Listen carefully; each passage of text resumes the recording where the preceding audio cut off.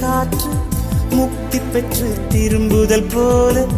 உன் மடியில் சொல்லால் விழுந்தவன் கவியாய் முளைத்தேன் உன் பொன்மடி வாழ்க நம்மை காதல் வாழ்க நம்மை காதல் வாழ்க நம்மை காதல் வாழ்க நம்மை காதல் வாழ்க